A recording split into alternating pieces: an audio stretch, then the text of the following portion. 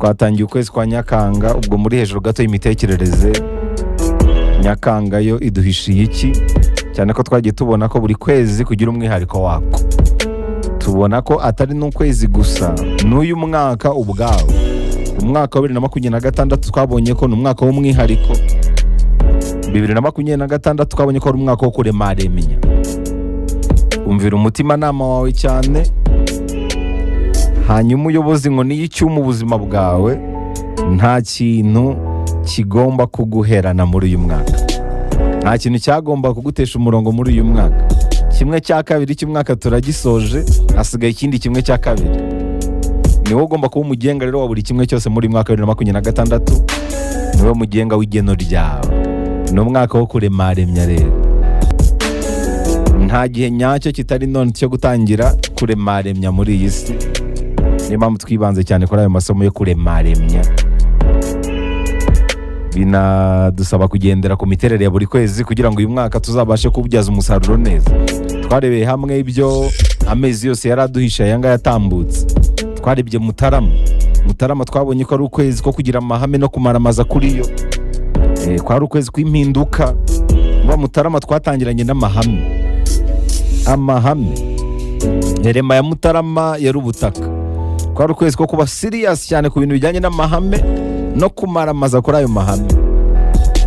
Ukwezi ko kutayoborwa n'ahahise, aho ugatumbira hazaza wifashishije amahame ushyiriraho ubuzima bwawe, bikagufasha kugira intumbero ihamye rero.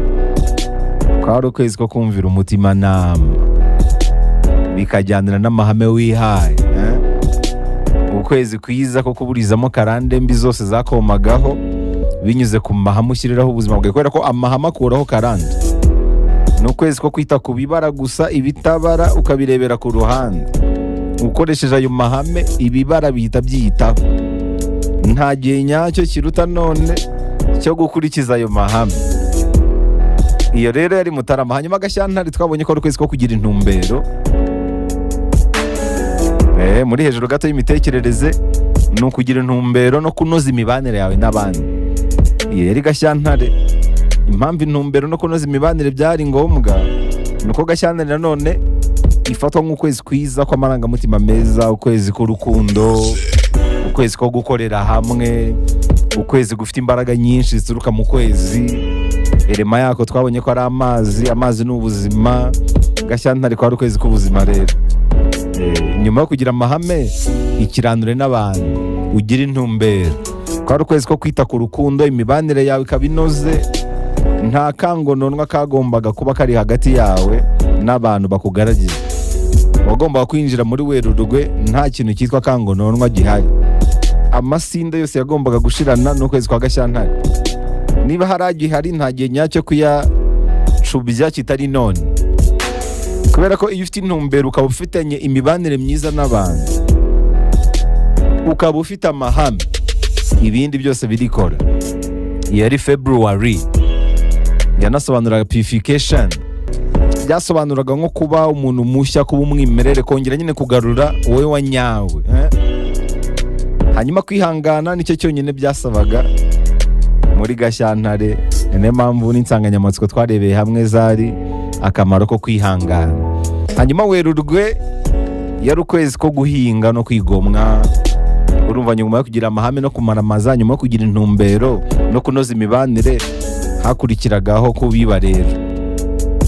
Guhinga, kwigomwa. Ukwezi ko kurushaho gushakisha umuhamagaro wawe, ugahinga ibisabwa byose ukawubamo. Kwihingamo buri kimwe cyose wifuza kuzasarura mu myaka iri imbere, ku buryo ibihe bizaza bizabigushimira. Kuba mwiza kuruta uko ejo wahoze umeze, kabone nubwo byaba biri ku rugero ruto cyane, 1/100. Gutekereza mu myaka 5 iri imbere ni iki watangira kwitaho nonaha, ukagisubiramo buri munsi, ukakiryoshya kurushaho, ku buryo 2030 hazabigushimira. Bishobora kuba ibintu byo gukoraho cyangwa se ibintu byo kurekura. Gutangira kubikoraho rero byari muri Werurwe. Buri kantu kose ukoze, nubwo kaba ari gato kangana n'akadomo, ako kadomo iyo gahuje n'utundi, nibyo birimo umurongo ugororotse ukugeza ku ntsinzi. Twabonye ko ubuzima ari uguterateranya utudomo. Buri mahitamo yose ukoze, menya ko ari akadomo wongeye ku buzima bwawe. hari igihe rero utwo tudomo tuzari mu murongo. Uko ubisubiramo kenshi gashoboka rero ntubirambirwe na gato. Buri kantu kose koze kaba gafite ikintu kongera ku hazaza. Werurwe yari isobanuye ko buhoro buhoro ari rwo rugendo. Ubuzima ni nko kunyonga igare, iyo utanyonze uragwa. Werurwe yatwereka ko tugomba kubaho nk'umuhinzi aho kubaho nk'umuhigi. Ibintu byose by'ingirakamaro bikura bucece. Inkuba ntabwo ari ikuza imyaka, imvura niyo ibikora kandi igwa bucece. Urugendo rw'intambwe igihumbi rwatangiranaga n'intambwe imwe, na n'ubu niko bikimeze. Werurwe yari ukwezi kwiza cyane. Werurwe kwari ukwezi ko kubaka ibintu byawe bucece, gake gake, ugerekeranya ibuye ku rindi, akadomo ku kandi, kuzageza bibyaye umusaruro. March byasobanuraga urugamba. Matthias mu kilatini, urugamba, intangiriro y'urugamba rushya. Muri hejuru gato y'imitekerereze, irema za Werurwe zari amazi n'umuriro. Ni igihe cyo gushyira rero amarangamutima yacu ku nzozi, ku muhamagaro, gukoresha imbaraga zose zishoboka ukazishyira ku muhamagaro wawe, guhozaho rero igitonyanga giteburiye atari imbaraga ahubwo ari uguhozaho. Ibyo nibyo byarangaga Werurwe. Hanyuma tuba tugeze muri Mata rero. Mata byari ukwezi ko kumera, gushibuka cyangwa se gukira ibikomere. Birumvikana nyuma y'amahame no kumaramaza, nyuma y'intumbero no kunoza imibanire, nyuma yo guhinga no guhozaho, hakurikiraho kumera no gushibuka. Aperire mu kilatini bisobanura gukinguka cyangwa se kubumbura. Cyari igihe cyo gusinziriza, byanaba ngombwa ugashyingura ingeso mbi zigutsikamira. Izari zisinziriye zituma ukura, ahubwo zigashibuka muri wowe. Guhobera wowe mwiza ugashyingura wowe mubi. Rya tegeko rya cause and effect ryarakoze cyane muri Mata. Ikintu cyose ugiye gukora nk'amahitamo ukavuga uti ari njyewe mwiza yakora iki, mu iterambere, mu mibanire, mu kazi, mu rugo, mu mwuka, mu buzima bwose, njyewe mwiza yakora iki. Kwari ukubyutsa ububyutse muri wowe, gukangura ububyutse. Mata kandi yari igihe cya healing. Mata yari igihe cya healing. Mu mico gakondo hafi ya yose Mata ifatwa nk'ukwezi kw'inzira nshya, gufunguka kw'amahirwe mashya ku bantu ariko batarangaye. Birumvikana ukwezi ko gutangira ibintu bishya. Hari harimo n'imbaraga z'uburinzi butuma ushobora gutinyuka ibitazwi. Niba hari ikintu wajya kugirira ubwoba, burya Mata cyari igihe cyiza cyo kugitinyuka. Ibintu bishya wagomba kubijyamo muri Mata. Gerageza utsindwe, ntugatsindwe kugerageza. Iyo yari Mata rero. Irema ya Mata ni umuriro. Umuriro rero usobanura gutinyuka nanone. Iyo ufite ikintu kikugurumanamo, icyo ukeneye ni ukwatsa umuriro, sa kindi kazabyara ikindi. Nyuma yo gutinyuka ibitazwi rero hakurikiyeho Gicurasi. Gicurasi nayo yari yihariye. Gicurasi yasobanuraga kuvomerera, ubundi ugashinga imizi ugakura. Kwari ukwezi k'ubugiri n'ubugwiza, ikiraro cyo gushinga imizi no gukura mu mitekerereze, mu marangamutima, mu bifatika, mu kuremaremya. Gahunda kwari ukuvomerera. Mayigi, imbaraga zo gukura zituruka mu mizi washinze. Cyari igihe cyo kuvomerera rero ibintu byose wabibye. Kandi uburyo bwo kuvomerera twarabubonye, ni uguhata urukundo rwawe, ibyo ufata nk'intumbero, ibyo ufata nk'inzozi, ibyo ufata nk'umuhamagaro. Gukura urukundo rwawe n'umwanya wawe mu bitabapfu byose ukaruzana ku nzozi zawe. Igihe cyiza cyo kuba waravomereye twabonye ko ari nko mu myaka 10 ishize. Iyo waravomereye mu myaka 10 ishize, ubu ngubu uri gusarura. N'ikimenyimenyi ibintu uri gusarura nibyo wavomereye mu myaka 10 ishize.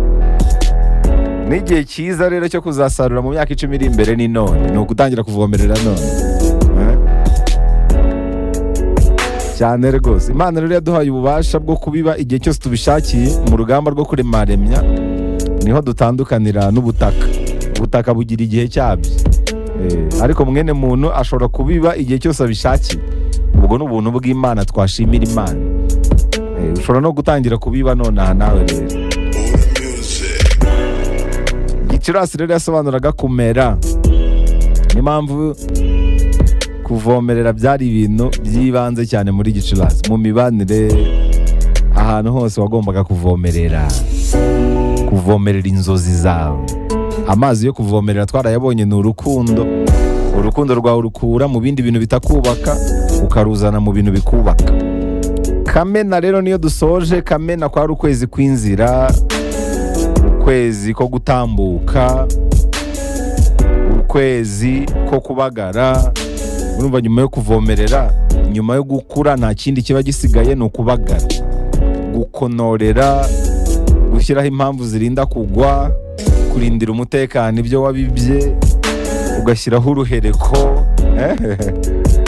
Kwari ukwezi kwiza nako. Kwari ukwezi kwiza rwose. Ni ukwezi ko kwita ku bintu cyane cyane, ukabikoraho gahoro gahoro unabicungira umutekano. Impamvu Kamena kwari ukwezi ko kubagara mu bifatika, mu mitekerereze, mu marangamutima, mu mwuka, ukabagara. Kubagara ni ugukura urukungu mu masaka rero. Ni ukureba ibintu bikonka ariko bitakubaka, ibintu bigutwarira umwanya bitakubaka, abantu bagutwarira igihe, bagutesha umutwe batakubaka, ukabagara ukarandurana n'imizi kugira ngo bya bindi bikubaka bibone umwanya. Ko hari igihe uba ufite imbaraga ukajya wibwira ko uri umunyantege nke, ukajya wibwira ko amafaranga ukorera adahagije, ukajya wibwira yuko abantu mubana atari abanyabo. Hoya, ahubwo ikibazo ni ibikonka. Amafaranga ufite arahagije, ahubwo ibiyonka ni byinshi cyane, urukungu ni rwinshi. Usanga rero yatakariye mu bintu bitari ibya nyabyo. Aramutse yonkwa n'ibintu bya nyabyo gusa, yaba ari menshi cyane, ahubwo yanasaguka.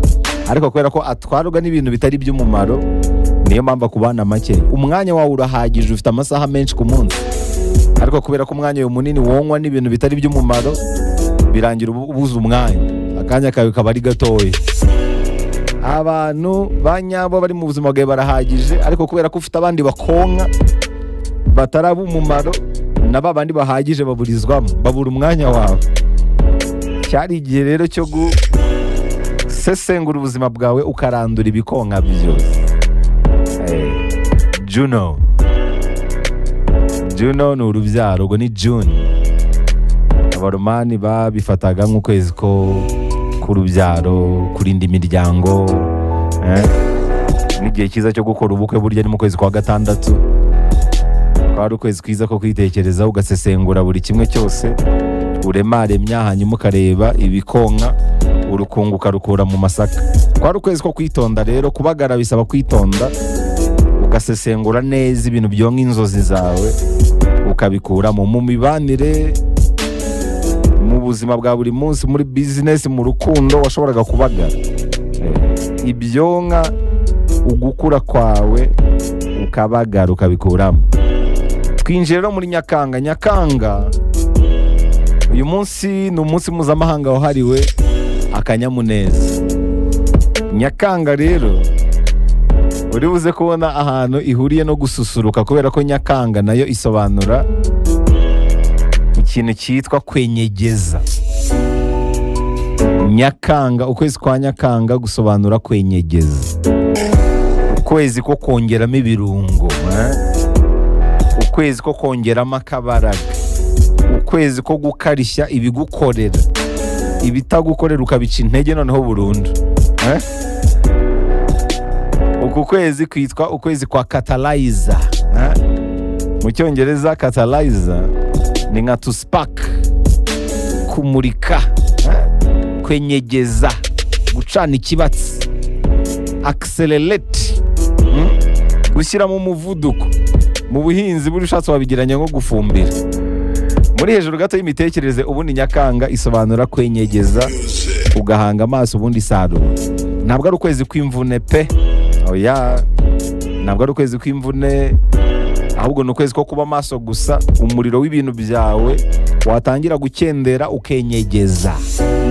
Muri business ukenyegeza, mu buzima buzira umuze ukenyegeza, mu mibanire yawe n'abandi ukenyegeza, mu muryango, mu rukundo. Niba hari ibintu bitangiye gukendera, shakisha uburyo bwose wenyegeza. Ba maso ubundi wenyegeza. Iyo niyo Nyakanga rero. Nyakanga ni igihe cyiza burya cyo kumurikirwa ku banyamwuka, kongera kwihuza n'injyana y'amategeko ya kamere, kongera kwenyegeza ibyari bitangiye kuzimya, kwenyegeza ibyari bimaze gusinzira, ni ukwezi k'ububyutse, ni ukwezi ko gususuruka ubundi.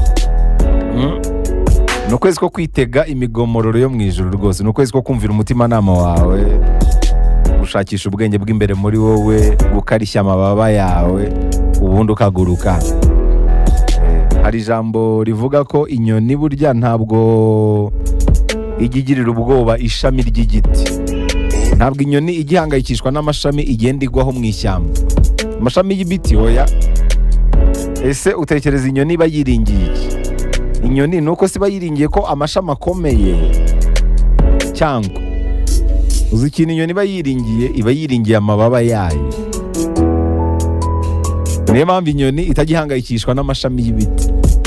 Impamvu uhangayikishwa n'amashami yawe, amashami uhagazeho, ni uko amababa yawe ntabwo akomeye, ntabwo wizeye amababa yawe, ntabwo wizeye nawe ubwawe. Nyakanga rero ni igihe cyo gukarishya amababa yawe. Ntuzongere kugira impungenge z'amashami uhagararaho. Amashami ni bya bintu byose wishingikirizaho ngo urebe ko bwacya kabiri, bya bintu uvuga uti sinabaho ntabifite, ayo yose ni amashami. Iyo bigutengushye rero urazahara. Ikintu cyonyine cyagukura muri uko kuzahara ni ugukomeza amababa yawe. Enyegeza ibintu byose bikugurutsa cyangwa se bituma amababa yawe akomera, ntabwo uzongera guhangayika ukundi. Ibintu bituma amababa yawe akomera ni ibintu byose bigukuza cyangwa se byongerera umuvuduko iterambere ryawe. Ongeramo akanyabugabo rero, enyegeza. Kwenyegeza murabizi, ikintu cyose gituma uba umuntu ushyushye kandi ususurutse, gihe umwanya wawe, ugishyireho amafaranga yawe, ugishyireho umutima. Ibintu bigukonjesha, ibintu bituma usuhererwa, ubica intege. Icyo nicyo Nyakanga ivuze rero. Nyakanga ni igihe cyo gufata akaruhuko ugasuzuma uko urugamba rwo kuremaremya ruri kugenda. Noneho ahari ikibatsi gikeya ukenyegeza. Hari naho ushobora gusanga byarazimye ukajya kurahura. Kurahura ni gute rero? Kurahura ni kwa kundi wumva warasinziriye, kavuga uti bino bintu umuriro warazimye muri njyewe, reka njye kwenyegeza. Ushobora kwegera abamentazi bawe, ushobora kwegera abajyanama ukenyegeza, akariro kakongera kakihembera. Mu buhinzi uku kwezi ubundi ni ukwezi kw'isarura, ni ukwezi kw'ibihembo. Niyo mpamvu ari ukwezi k'ubugwiza, ukwezi ko kwigobotora imiruho n'imitwaro ikuremereye, ukongera nawe ugasusuruka. Ni ukwezi ko gususuruka, ntabwo ari ukwezi kw'imvune. Ni ukwezi ko gucajinga roho yawe. Erema Nyakanga ni umuriro. Umuriro rero usobanura gususuruka muri kuno kwezi, kongera kugarura ubushyuhe muri wowe, kwenyegeza ikibatsi kikurimo kikaka, kwenyegeza impano zawe zikagurumana. Umukoro wa Nyakanga uroroshye cyane. Reba ibintu biri mu buzima bwawe bituma usuhererwa, ubica intege. Ibituma ususuruka ubyenyegeza. Kubyenyegeza ni ukubiha umwanya wawe, ni ukubishyiraho umutima. Ni ukwezi ko kwenyegeza rero. Ibyo bintu wenyegeza rero bishobora kuba abantu ba nyabo bari mu buzima bwawe ukabenyegeza, bakongera bakagaruka. Abari mu buzima bwawe batuma ukonja ukabakuraho, abatuma usuhererwa ukabagendera kure. Niba hari ibikorwa ujyamo bituma usuhererwa, ubica imbaraga. Jya mu bintu bituma ususuruka, by'umubiri, by'imitekerereze, by'amarangamutima, ibintu bituma ususuruka bya roho. Kandi ususuruke bitari bya bindi by'abanyarwanda byo kujijisha. Susuruka bikuvuye imbere. Amababa yawe yongera ashyuhe rwose, yongera ashyuhe uguruke. Nta kundi kuntu rero yashyuha bitari ukwenyegeza. Kandi iyo ufite umuriro uhagije, iyo ufite urumuri ruhagije, ntabwo wongera guhangayikishwa n'amashami. Impamvu uhangayikishwa n'amashami ni uko ntabwo amababa yawe akomeye, ntabwo amababa yawe asusurutse, arakonje cyane. Ngibyo rero ibya Nyakanga ni ukwezi gushya. Kandi burya ukwezi gushya kutarimo we mushya biba ari amatariki gusa. Wihugira rero mu kubara ibihe, ahubwo ryoshya buri bihe. Uburyo bwiza bwo kuryoshya ibihe ni ugusoma ibihe, ukajyana nabyo, ukajya umenya icyo gukora by'umwihariko muri buri bihe.